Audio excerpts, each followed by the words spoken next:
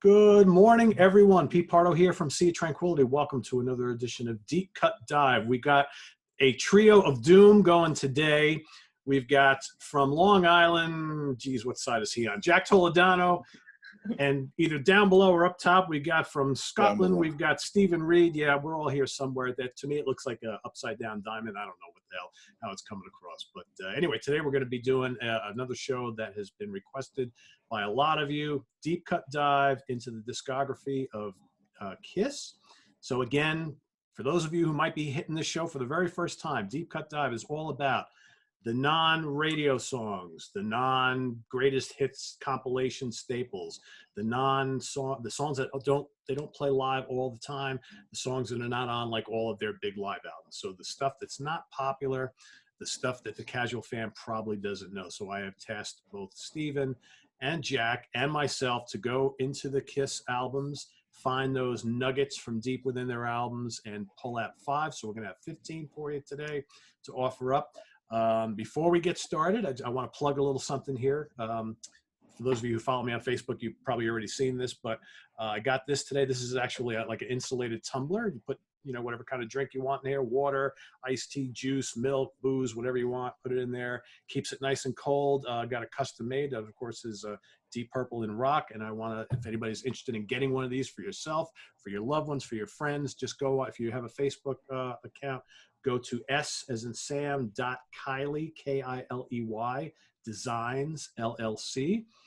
Okay, and you can go on there. You can communicate with her and order whatever you like. They have all sorts of different sizes. You can put anything you want on there. You can have your name on there. I got my name on there too. You can get your favorite band picture or band album, cover, whatever you want to do. It's pretty cool. So if you're in the market for something cool like that, it makes a good gift. So there. Now that I got that out of the way, let's talk about some Kiss. So we're going to start today.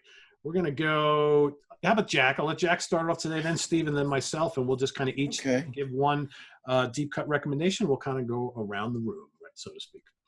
All right. Sounds good. So thank you for letting me go first. So I am going to start with their first album for my first deep cut dive. Most of them are going to be pre-Alive 2. I do have one that's after.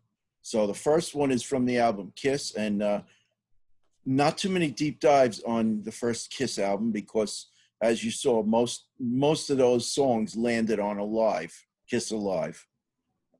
And this song is actually a song that used to be called Sunday Driver during their Wicked Lester days, Let Me Know. The reason I'm picking that song is because I love the combined vocals of Gene and Paul in that song. And it's just, I don't think they get enough credit for how good their vocals can be at times. Especially early on. And that song is a definitely shows it. And that's a true deep cut, because I think the most of the rest of that album is, you can consider popular Kiss songs, right? Right. For the most part. There's maybe 2 on there, right? Maybe 3. I don't know. What would you say? Love Theme from Kiss. Yeah, I know, but that's kind of like, yeah. So yeah, that's a good choice. Good choice. Thank you. All right, so we're going to go around the clock. So Steven, what do you got? Well, I'm going to go to, I've got a funny feeling that I might stick out like a sore thumb here, because I'm going to go quite often for later stuff here. So I'm going to go quite late here. So this is a fancy, I'll show you, very poorly designed, because you do that and it all falls out the bottom. So very bad design, but this is the video, okay? The video for Psycho Circus and We Are One. And there's a B-side song on here. It's very rare for Kiss to put out the exclusive B-sides, I have to say. Usually the B-side was from the album, or it was a live track, or a demo. But we've got In Your Face here. Now, I needed an Ace Frehley song for this because he just has to be in here somewhere. Ironically, Gene Simmons wrote it. That's unusual in itself, but Ace sings. It might have been the only thing that he turned up for in the entire session. I don't know. And who else played on it? Who knows? Kevin Valentine was probably on drums, but I'm not sure. It doesn't tell you.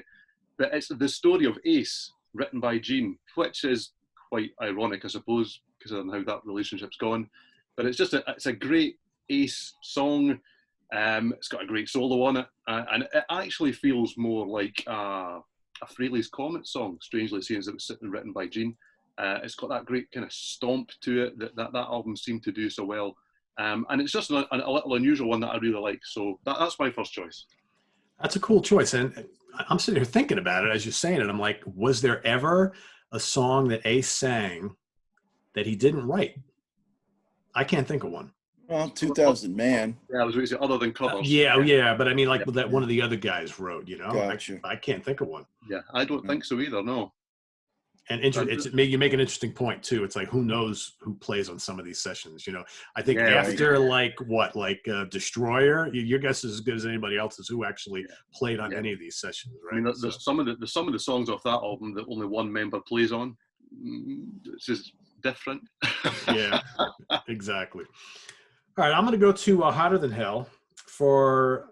I think hardcore Kiss fans love this song, but it's a true deep cut and doesn't get any deeper than the last song on the album, right?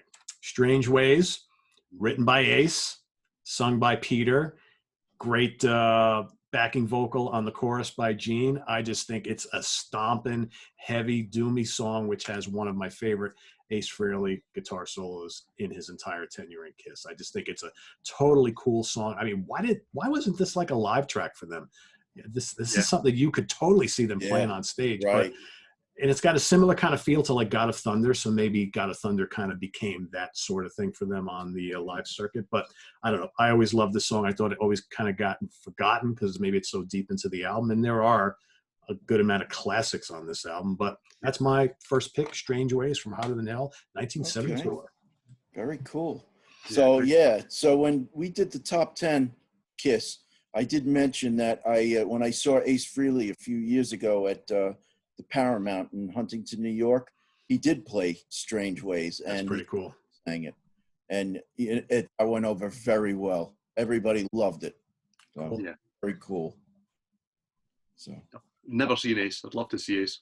I've seen him I saw him 2 times, but it was Yeah, Steven, he plays here in New York like all the time.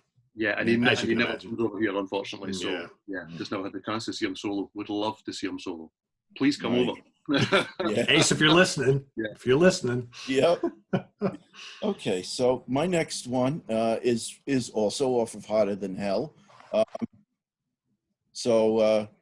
Back when we did the top 10 for Kiss, we both said that Watching You was our number 1. This deep track is the track directly before it, All the Way. I just love that cowbell, you know, and you know, again, it's another great song. You know, I like the lyrics. Gene sings it very well, and you know, it's a simple riff, but very cool song. I like it. Yeah, deep dive. That's a good one. That's a good one. Hey, you know, Mainline's another one too that could also be. Anyway, I don't want to say too much just in case, you know, Steven happens to pull that out of the hat. You never know, right? Go ahead, Steven. Speaking of. Okay, so I'm going. See again. I'm a different era again. So I'm at Crazy Nights here. Oh wow! So we're in AOR territory, I suppose, and my song I'm choosing is My Way. So it's pure AOR, really. This is a keyboard-led song, but it's one of Paul Stanley's kind of classic uplifting lyrics. It's all about doing it my way. It's exactly what it says on the tin.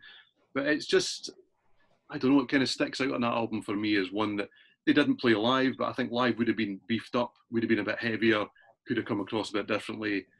Bruce Kulick's great on that. I think he's an unsung member of the band, I have to say. I think he did the old stuff really well, but I think he managed to bring a bit of himself to it. So it's an unusual choice, but that's one I always go back to. I love that album in general, to be fair, much though it's not a classic Kiss sound, but it does a lot for me. And it's,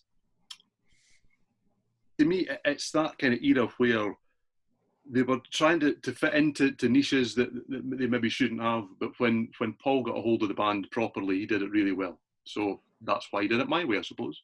Cool. Yeah, you know, it's funny. It's actually cool that you're picking some of the more latter period stuff, because I got a little bit of crap from people because when I did my ranking the album show, and even Jack and I, when we did the top 10 song show like a year ago, I didn't, the more recent stuff was kind of nestled towards the bottom for the most part. And there were a lot of people who, probably a lot younger than me, who jumped on board with Kiss in the mid-late 90s or 80s or into the 90s. So those albums are pretty special to them. It's like, they're not as special to me because I grew up with the early stuff. So it's cool that you're doing this, because I think, and I had a feeling you would, because I know you're big into the later stuff. So anyway, so let's go to Rock and Roll Over, right? So 1976. How about a little Mr. Speed? Yeah. Kind of like a forgotten song from this album, right? It's got a great Paul vocal. It's just got,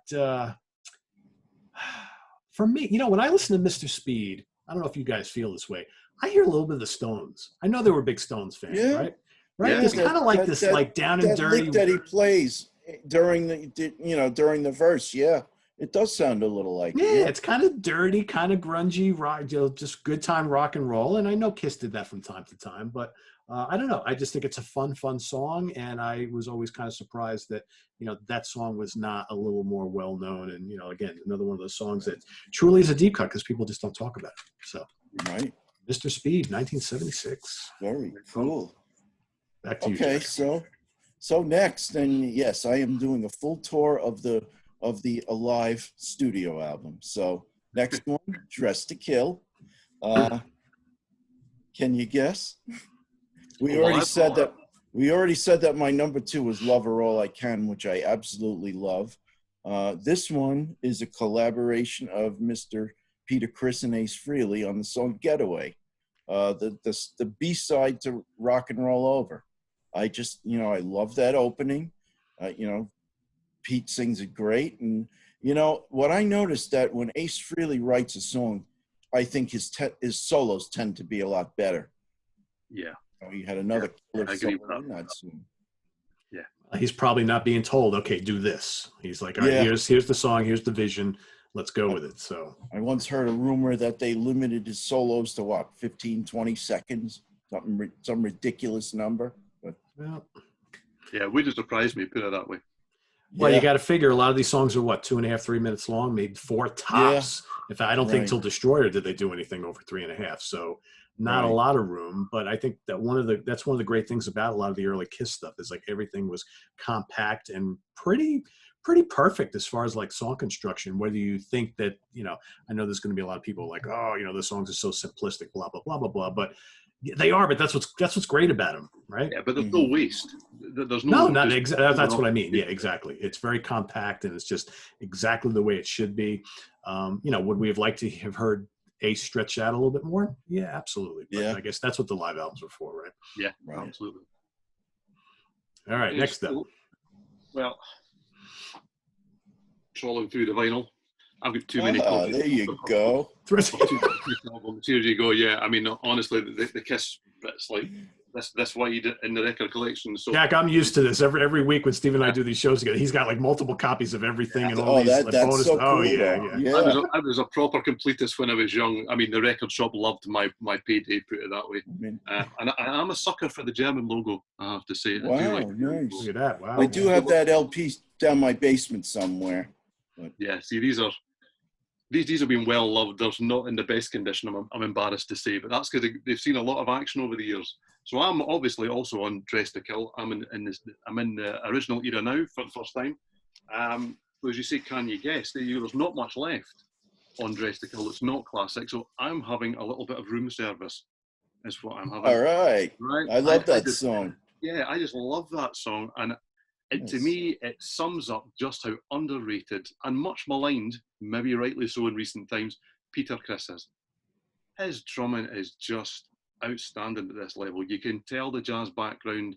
There's little ghost notes in the fills that are getting thrown out there, but just such groove and just such great time about them that it just, to me, it captivates. You can't help but just go along with it. It's a throwaway Kiss lyric, but I love that song. It's one of the ones, as Peter said earlier, how that to me wasn't a live staple. I don't know. I know it ended up on, I think it was You Wanted the Best, the kind of cobbled together Rarities live album. But to me, I would want to hear that in a live set now, personally. But it's got a great gang vocal as well in the chorus. You can actually pick out the individual voices, which I quite like. And that's also quite unusual too. But yeah, I love that song. Cool. That was I know there's some very fun lyrics in that song too. Yeah, there's some great play on words, shall we say. Yes, absolutely. Yeah. It's not a family-friendly song, no. Fun in a kind of juvenile way, right? Yeah, exactly. Yes. Yeah. But come on, this is Kiss we're talking about here. Come on. I know, right? Yeah. I agree with you about Peter's drumming, though. Because he comes from like a jazz and R&B and soul background for the most part. And when you really think about it, maybe he was never the perfect fit for a heavy rock band, but it worked. It really worked. And I got, we've already touched a little bit here about his vocals, but I always really liked his vocals in Kiss. And that's one of the things I think that I always really liked about this band when I was growing up, because you had 3 and then 4 guys who sang, eventually. But even like early on, Gene, Paul, and Peter, and each guy sounded so different from each other, and they all brought a different flavor. And I just thought it was really, really cool. And then when Ace started singing, you get maybe one Ace tune an album, which is okay, but it made a lot of variety, and it gave like every album such kind of depth, I thought. So it gave each member, I know they had the makeup, but it gave each member a real character, because both bands had one focal point. It was either like Eddie Van Halen, for example, and okay, David Lee Roth's a focal point, but if you're a guitarist, you go towards Eddie. If it's a singer you're looking for, it's a high kicking Dave Lee Roth. But most bands had one, but Kiss had 4 back then. They had 4 faces, they had 4 characters, and that was the thing. Who was your favourite? How many other bands did you say, who's your favourite about? Not very many. That's true. Right. That's true. All right. I'm going to go ahead to 1979. How about the Dynasty album? The much maligned Dynasty album. I happen to really like this album. I like it. Always, right? I mean, I always dug this album. Like exactly. So a couple of good choices here. There were a couple singles from this album, so obviously we're not going to touch that. But I'm going to pick another really great Paul song called Magic Touch, which for me has got anthem, hit single all over it. It's got such a great chorus, heavy riffs. It's just a big, uplifting, powerful, emotional song. And it's one of my favorites from Paul from this era. And actually sounds like this song would have been perfect on his solo album, because I always get the impression when I listen to that song, as well as Sure Know Something, great Paul anthems that would have found perfect home on his solo album, which I happen to like his solo album quite a bit. Yep. So that's my Magic Touch from 1979 Dynasty. Okay. I find it very interesting. We talk about all these songs from Dynasty, and I mentioned when we did the deep dive with Judas Priest that I saw them on that tour. Do you know they only played 2 songs on that album that night? I Was Made for Loving You and 2000 Man. That was it. Wow. What a waste. Yeah. And that album was doing big business. You would think they'd pull out at least another track or 2, right? I was definitely surprised. But yeah. Okay, so on to my number 4. And I don't have record albums with me or pulled out CDs like you guys did, but I found this on my shelf. Oh, wow. How cool is that? So basically what this is my parents live in Florida, and one of my visits down there, I happened to go into a candy shop, and, it was like you're in Wonkaville with all the things they had, and then I saw this. It's basically Kiss Cherry Cola. Now, I drank it, and it wasn't the greatest. But I mainly bought it for the decal, which I think it's the coolest thing. So I'm very jealous of that. That is a fantastic thing. I'll tell you what I'll do. Next time I'm down there, I'm supposed to be going down there in October. I'll get you one. I would love to have one. I'm not going to lie. Yeah. I'd love to have one. I think they had Steven's eyes are like bugging out. It's like, oh my God, look at that little thing right there. So, okay. So my next number is coming off of Rock and Roll Over. Actually, the first Kiss album I ever bought. And again, it was very hard to pick, but I'm actually going to go with what I think is Peter Criss's greatest song, Baby Driver. Great choice. One of the reasons is, And granted, I read the book. He that was not how he intended it. He wanted it to be more, you know, a jazz R&B type song, like kind of like his solo album. But Paul and Gene, they commandeered the song and they kind of rewrote it and made it to fit more in the mold with the rest of the songs on the album. And you know what? I say kudos to them for doing that. Yes, I'm not a fan of his solo album. I'm not either, but you know, in defense of Baby Driver, though, it still has a lot of groove. They kind of kept that intact. You can kind, I can totally see where the genesis of that song might have been a bit different, but still, it kind of sticks out on that album as a little bit different. But it's still kind of heavy, but it's still really groovy, and it's got that kind of soulfulness that I think is all Peter Criss. But yeah, great vocal on that, right? Oh yeah, Love it, yeah. I think some of Ace's guitar work on that song is fabulous as well. Yep. No question. I mean, quick story too, just because it's so because we're talking about Kiss. So over the weekend, we were driving around. You know, of course, coronavirus, half stuff is shut down or places are just starting to open and trying to get people in. We were, I don't remember where we were, somewhere around here locally, and some local little tiny restaurant has a big sign out front saying we're open for table service on our patio. And the sign is the Kiss Destroyer album cover with their other stuff superimposed on it. And we were driving by and we're like, wait till Gene gets a hold of that. That sign is going to come down in a second. Because you know Gene's going to find out. Yeah, come on. I was like, I couldn't believe they did that. You guys don't know Gene Simmons too well. You can pick any band to do that with, right? You got to pick Kiss. I was like, holy smokes. Don't think Paul's a powder puff. He wouldn't be too easygoing. I know. I mean, this restaurant is using the image of Kiss Destroyer to get people into their restaurants. Like, wow. It's like, oh, can we get a cut of that? That's brave. Yeah. All right. I digress, though. Steven, up to you. Yeah, here we go. Right. So, well, this is the first Kiss album that I bought. This is Lick It Up. Oh, nice. So, we're deep into Vinnie Vincent territory now. And ironically, the one I've chosen, I could have chosen just about anything off this that wasn't a single because I loved that album. I absolutely love the Vinnie Vincent era of the band. Did he save the band? He likes to think so, but he was a big part of it because he wrote so much. He wrote nearly everything or had a hand in nearly every song on that album. And ironically, the song I've chosen, he doesn't actually play the solo on it. It's Rick Derringer that plays the solo, and it's Exciter. I mean, that's how to open the side of an album. Do you know? It's just, the riff just grabs you and you're just on a run straight from there. And as the theme is building here, and I'm not giving too much away because there's lots of songs to choose from, I do like a Paul Stanley song, So I've Discovered. I didn't realise how much I gravitated towards that until I sat down to do this, funnily enough. And I realised that I'll give away something that 4 of my 5 are Paul Stanley songs. But vocally, I mean, considering that, with all due respect to the guy, having seen him quite a lot recently, his vocals now. So sorry about this, guys. That's going all right. I'll move away from the window. That's because you've got, that's Paul Stanley's vocal style now. That's what that is. That was perfectly timed, was what that was. Having seen him last year, I think it was, when they played in Scotland.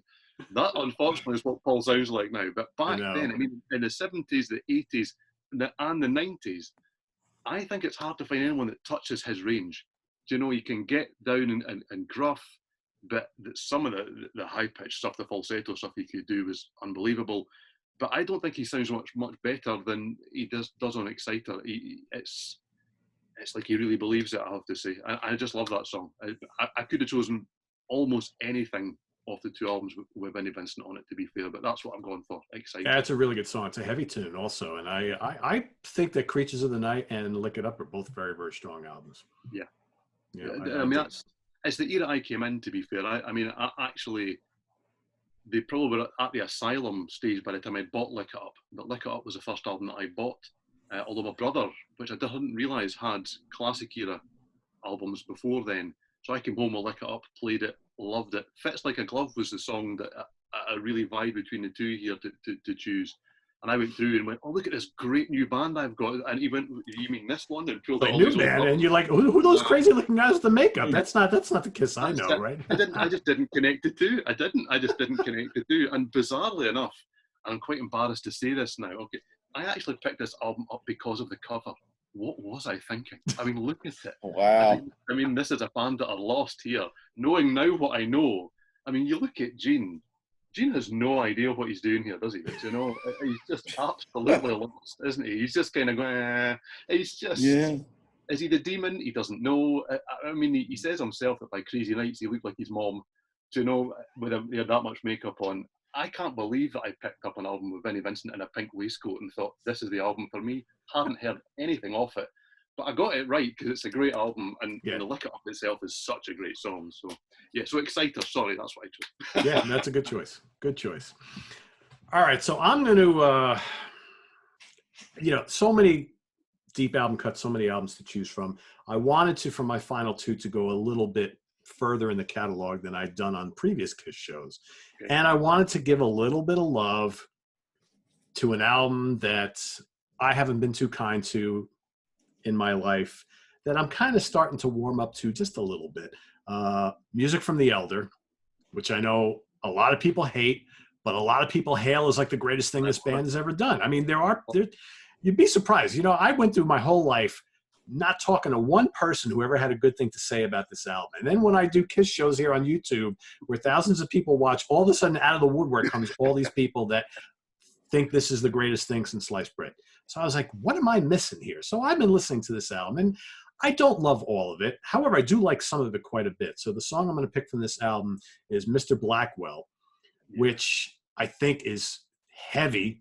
It's got some tremendous bass from Gene. I love Gene's vocal on here. It's evil, it's snarling, and that's what I want to hear Gene doing. I like, and Steven, you brought it up before. It's like, you got these two guys, specifically talking about Stanley and Simmons here. Paul Stanley is the guy to sing the anthems, okay, the real melodic stuff. Gene's the guy to do the real heavy kind of evil sounding stuff. And I think on Mr. Blackwell, he does it perfectly. There's a couple, songs on here. I wanted to pick, what's the other song I wanted to pick on here? Odyssey is another one. We're time constraint popping up here, but we're almost done. But I'm going to go with Mr. Blackwell because I think it's just a really cool. Most of this album is deep cuts, right? Because nobody knows anything from this album. They only played some of that. Have they ever played any of this live? I don't even know.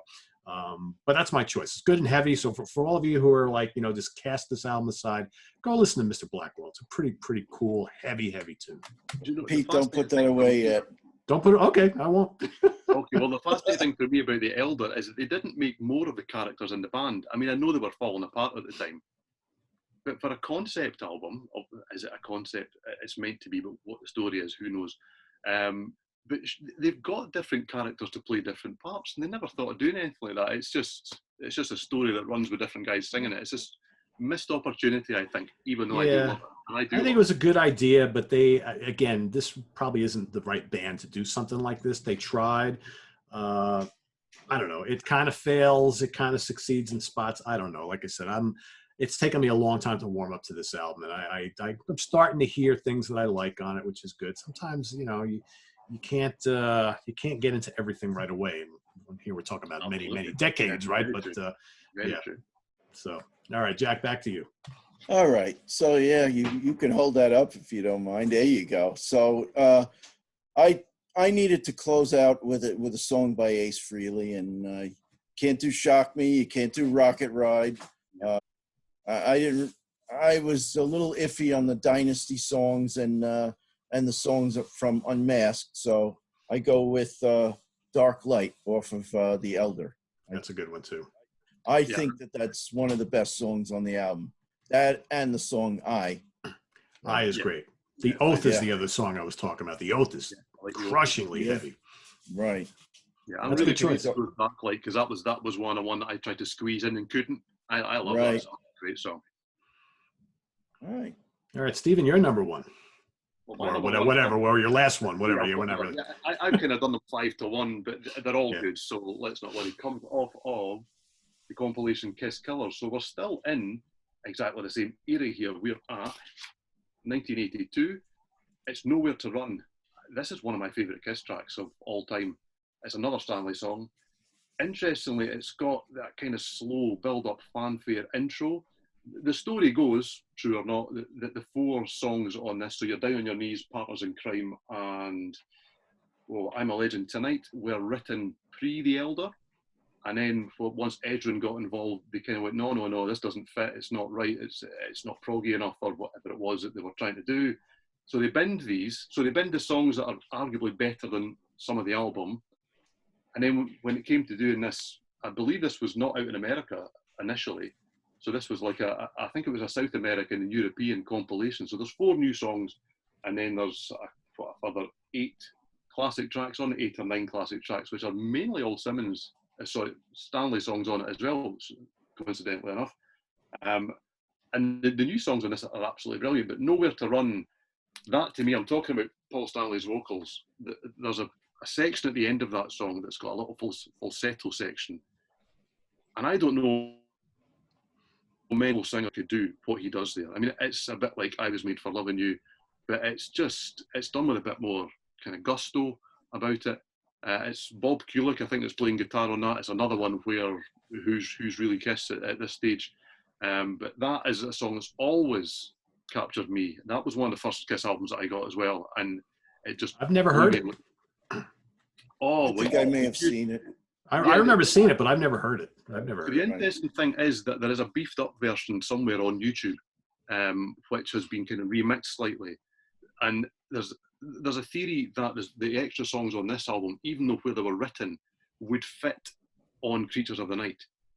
And that, to me, it somehow manages to bridge the gap between the kind of the pop of Dynasty and Unmasked, the kind of more adventurous The Elder, and then that return to form with a real proper, almost heavy metal sound, thanks to the mix and the drums of Creatures of the Night. And Nowhere to Run and the other 3 songs in there kind of sit somewhere in the middle.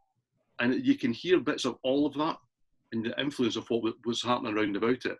But to me, they're unsung classics. The 4 are, but Nowhere to Run especially is, I think, one of the best songs that they ever did.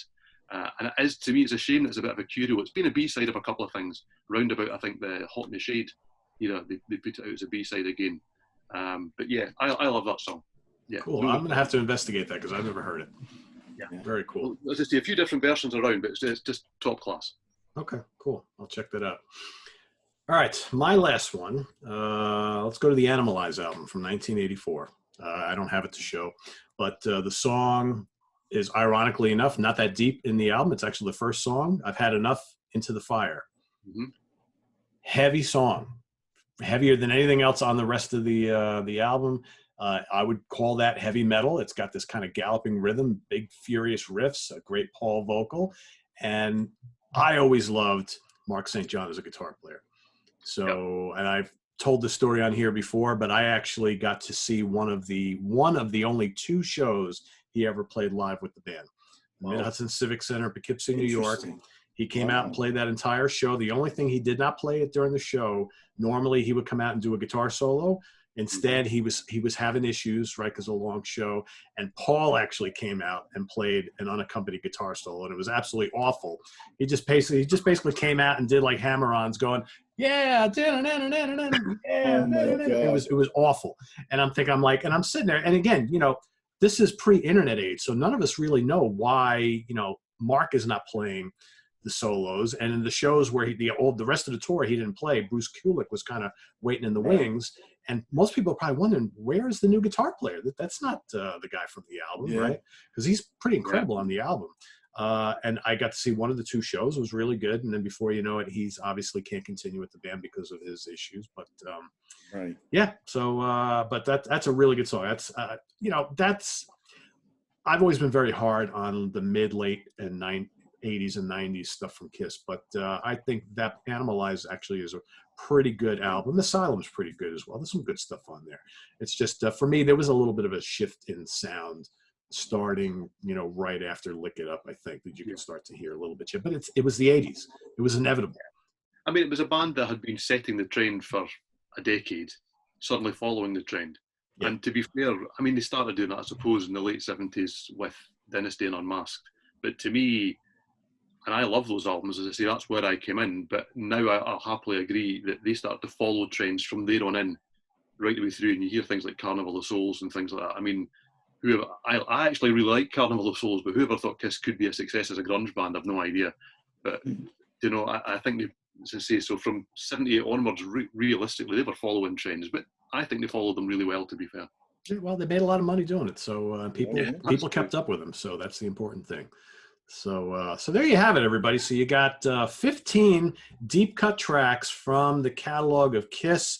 If you haven't heard any of these, go and investigate as we're running out of time on the video here today. But and for those of you who are big Kiss fanatics, like all the three of us are, give some recommendations to your fellow viewers who maybe aren't as well versed in Kiss, so they can go check out. And this is on the web at www.seaoftranquility.org. Follow us on Facebook. Follow us on Twitter. Of course, we're here on YouTube. All the damn time. All right, Steven was late today. All right, Jack. Sorry. Good going there. Can I just say one very quick thing? Yes. I want to apologize for my dog. I think because I'm right by the bay window, and she must have looked outside and saw Peter Criss skulking under Sue's car. Must have, yeah. Don't worry. People watching this channel are used to me and my dog. So, so thanks everybody. Thanks to Steven and to Jack. Thanks everybody for watching, and tune in tomorrow morning. Deep Cut Dive with Supertramp, so you don't want to miss it. So take care, everybody. For the guys, have a good one.